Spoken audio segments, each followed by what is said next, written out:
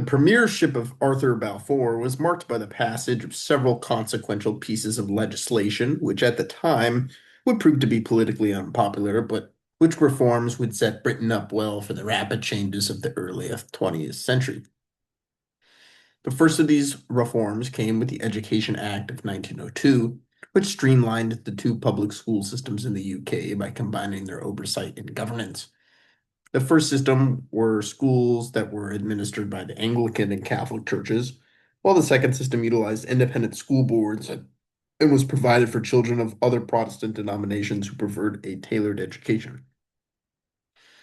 The non-Anglican Protestant minority felt that Balfour was trying to dismantle their autonomy over their religious education, causing them to swing violently towards the liberals. Also in 1902, a new monumental government agency was created called the Committee of Imperial Defense, which had the goal of continuously assessing Britain's national security interests and providing policy advice accordingly to Parliament and the monarch. In 1903, he oversaw the passage of the Land Purchase Act, which finally solved the conflict between the Anglican landlords and the Irish tenants in Ireland by setting up a program where the government would pay for the arbitrage between the bid and ask prices for land in which landlords were willing to sell and tenants were willing to purchase. At this point in time, Britain had been following a free trade policy for several decades, which had the negative effect of damaging some of their domestic industries. The Liberals strongly supported free trade, while the Conservatives were split but were trending towards protectionism as free trade sentiment faded from the Unionist wing of the party.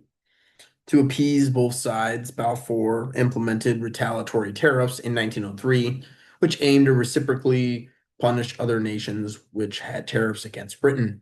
Both sides were unhappy with this result, as the Conservatives believed it did not go far enough to protect domestic business, while the Liberals opposed any form of protectionism.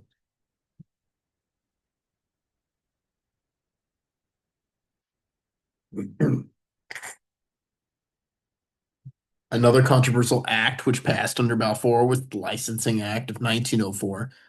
which aimed to limit the number of pubs in operation in the UK in efforts to reduce drunkenness.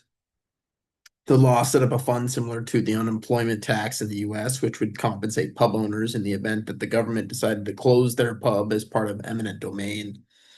Since payment into the fund became obligatory to pub owners, it became vocally disdained in the industry.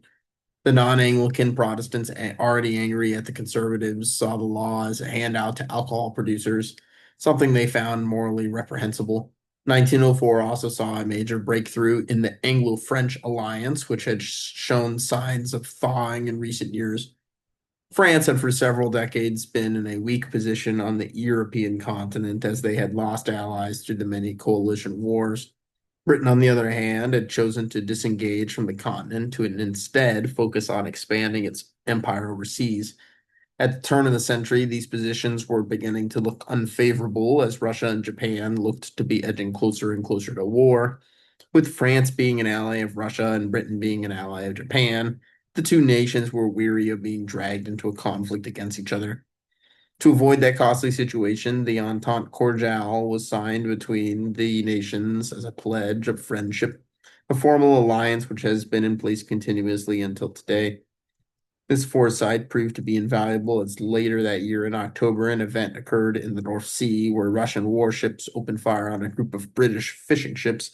that they mistook for Japanese warships, killing two fishermen in the process in what became known as the Dogger Bank incident. The Entente helped encourage Britain to not retaliate against Russia, and instead they took them to international arbitration, where Russia was eventually forced to compensate the British fishermen for their losses. The final major piece of legislation that Balfour oversaw was the Aliens Act of 1905, which put in place immigration controls and a registration system that limited immigration based on income and medical qualifications, with the unexpressed goal of reducing immigration of Jews who had been fleeing the pogroms of Eastern Europe during the last couple decades. Balfour had managed to unite his opponents against him with the passage of many consequential and often controversial laws discussed that he was voted out of office and replaced with Liberal Henry Campbell as MP in 1905. At the outset, Campbell's government was weak from liberal infighting, as many in his party believed Campbell was to be too radical of a reformer to lead the government. Several prominent liberals, including future Prime Minister Herbert Henry Asquith, signed an agreement called the Ray-Lugas Compact, which aimed to limit or remove Campbell from power. To appease these detractors, Campbell gave each of them a prominent seat in his cabinet, and they agreed to drop the effort to replace him. Like his predecessor, Campbell oversaw a series of important legislation passed, with the first being the Education Act of 1906, which set up the system for public schools to provide free lunch to students, a position which gained popularity following the Second Boer War when it became a matter of national importance when many young men were denied entry into the British Army due to malnutrition. Also that year, Campbell passed the Trade Disputes Act, which barred unions from being sued for damages during a strike, something which worked to improve the liberal standing with the working class, as well as the Workmen's Compensation Act, which standardized the worker injury compensation regime by setting standard amounts for injury, which would be paid out by the employer. Excuse me. The Probation of Offenders Act of 1907 reformed the court system by granting judges additional power to dismiss charges against defendants that are deemed to be unjust or disproportionate given the defendant's mental background or financial ability to pay. In April of 1907, Campbell hosted the Imperial Conference with the goal of reforming how the United Kingdom administered its colonies. To stave off sentiments of independence, Campbell believed it was in the best interest of the UK to grant the colonies greater autonomy by reorganizing them as the dominions of Australia, Canada, Newfoundland, and New Zealand, as well as combining Cape Colony, Natal, Transvaal, and Orange River into the Union of South Africa.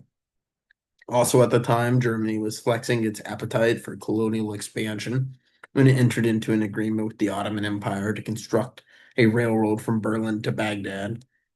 The British and French feared that the Germans were pulling the Ottomans away and threatening to upend the balance of power in Europe. This encouraged Britain to meet with the Russians at the Anglo-Russian Convention to put aside their differences in Central Asia by splitting Iran into zones of interest, effectively ending the Great Game. This new alliance between the British, Russians, and French became known as the Triple Entente. While Campbell felt his administration was having a legislative success, he was unfortunately struck with several heart attacks, forcing him to resign in 1908, being followed by fellow Liberal and one-time rifle Herbert Henry Asquith as Prime Minister. Henry Campbell would pass away 19 days after retiring in Prime Minister's residence at 10 Downing Street, having not had enough time to move out to make room for Asquith. Campbell to this day is the only Prime Minister to die at the official residence. Like his immediate predecessors, Asquith oversaw the passage of a flurry of reform bills. The first of these was the Children Act of 1908, which created separate courts and prisons for juveniles, created an orphanage and foster parents registration system, protected children from abuse, barred children under the age of 16 from purchasing cigarettes or visiting bars and brothels, and prohibited the consumption of alcohol for anyone aged 5 or under unless for medicinal purposes. Asquith next decided to tackle social welfare, an area the Liberals had traditionally been opposed to, by passing the Old Age Pensions Act of 1908, which set up the first modern pension system for citizens 70 and older.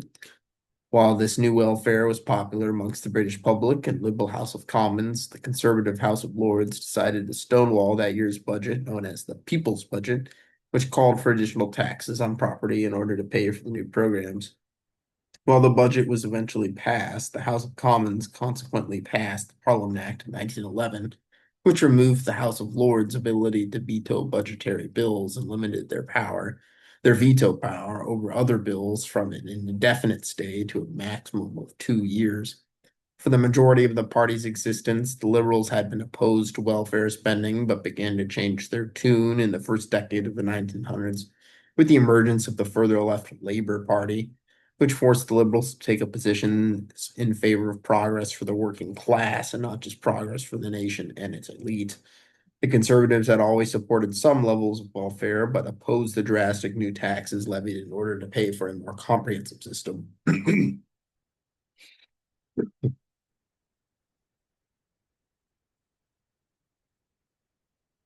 So the welfare state was expanded upon with the passage of the National Insurance Act of 1911, which established a program similar to Social Security in the US,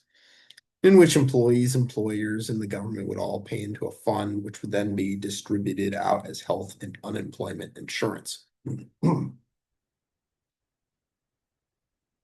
This was followed by the Coal Mines Minimum Wage Act of 1912, which established the first minimum wage to appease miners who were going on strike for inadequate pay. The Trade Union Act of 1913 amended the rules for unions to allow them to use funds to support political or social causes, so long as members are given the option to withhold their dues for said purposes.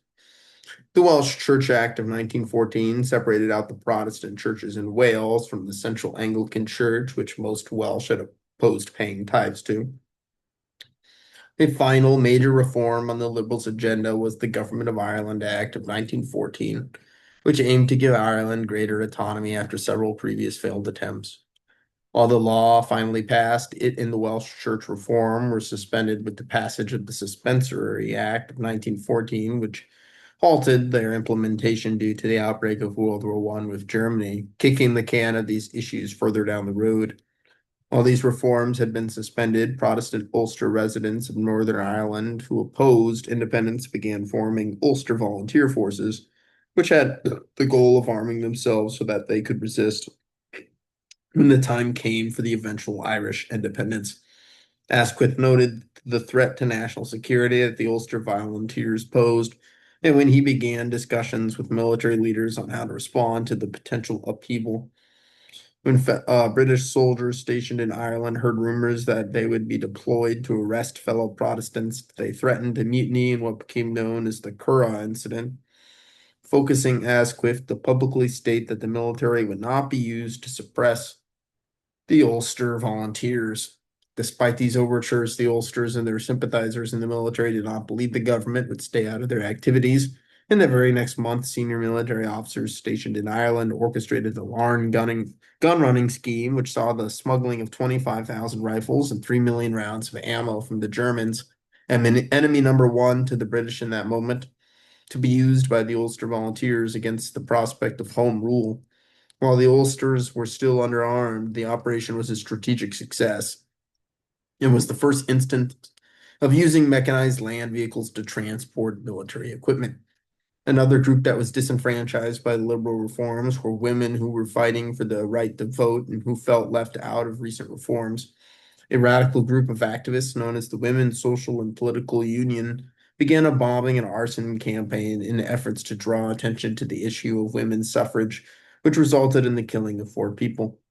However, with the outbreak of World War One, the leaders of the suffrage movement agreed to pause their domestic terrorism campaign in order to project national unity. By 1915, the British were ready to contribute substantially to the war effort on the side of the Entente. In May of that year, the Royal Mail ship called the Lusitania was delivering passengers and cargo between Britain and the US when it was sunk by a German U-2 submarine, sinking the ship and killing 1,197 civilians, including many Americans. The attack drew public outrage in the US and UK, increasing domestic support for the war and turned international opinion against the Germans. The Battle of Aubers, which occurred later that month, was the first major British offensive against the Germans in northern France, one which ended in disaster. Shrapnel-based munitions, which made up the backbone of Britain's heavy guns and which worked well previously, were largely ineffective due to the Germans' extensive use of trenches, resulting in a loss ratio of 10 to 1, with 11,000 British soldiers dying to the Germans' 900. The battle was a rude wake-up call that the environment for war had changed and that the current British munition stockpile would be inadequate and needed to be fully rebuilt, which caused ripples of anxiety to cast out across the public, leading to what became known as the Shell Crisis of 1915.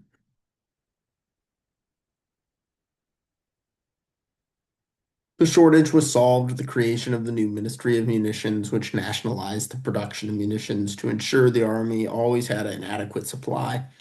The difficulties involved with fighting trench warfare began to cause a schism amongst the military strategy elites into 2 competing schools of thought. Subscribers to the Western Front strategy believed the best way to beat the Germans was to concentrate all men and firepower in northern France to help the French push the invaders back. Conversely, subscribers to the Eastern Front strategy, most notably Winston Churchill, who was at present the head of the Navy, believed that the British should use their naval power alongside the Russians to destroy the Ottomans' ability to wage war and remove them from the fight, making it ultimately easier for the French to push back the Germans, who would have lost a crucial ally and access to the Middle East and its vast deposits of oil. With the disaster at Aubers, the Eastern Front strategy was given the green light, beginning the so-called Gallipoli campaign, which was spearheaded by Churchill and named for the strategic Gallipoli Peninsula in present-day Turkey, which forms the narrow Dardanelles Strait that ships must pass through to reach the Black Sea. The Entente attempted a large-scale amphibious assault landing to try and reach Constantinople, but due to the inherent geographic advantages of the narrow strait, the Ottomans were able to defeat the invasion. The failed invasion ended up costing both sides 250,000 casualties and was considered a major strategic blunder, one which led to Churchill being fired from his post as Lord of the Admiralty and a refocus on the Western Front. Churchill himself would join the army and ship off to the Western Front to regain his prestige. With their failures being widely publicized, the British Army was again having trouble recruiting soldiers, so in 1916, Asquith passed the Military Service Act, which instituted a mandatory draft for men ages 18 to 41 who lived in Great Britain.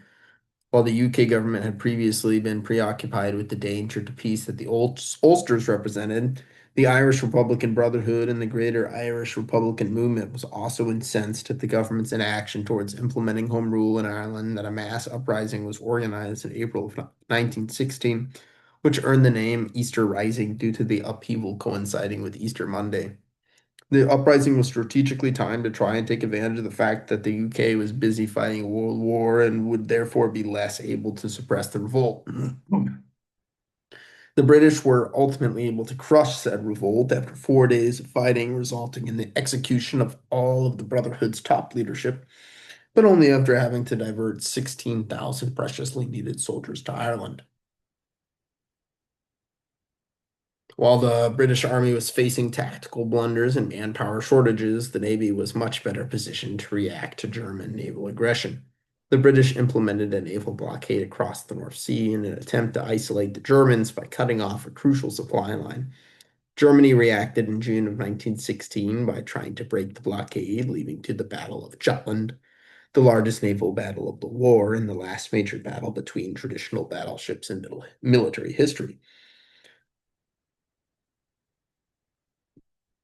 In that both sides suffered heavy losses, but the British were ultimately able to stifle German access to the oceans, leaving them to rely almost exclusively on their submarines, which shortly after the end of the battle were able to strike a major blow by sinking the HMS Hampshire, a ship which had been carrying the Secretary of War, Lord Kitchener, killing him in the process. David George was appointed to replace Kitchener, whose death had thrown the cabinet into disarray. George and the other cabinet members were at odds with Asquith regarding the strategy for the war going forward, and after 4 days of backroom maneuvering, Asquith was forced to resign, being replaced by fellow Liberal David George as the new prime minister.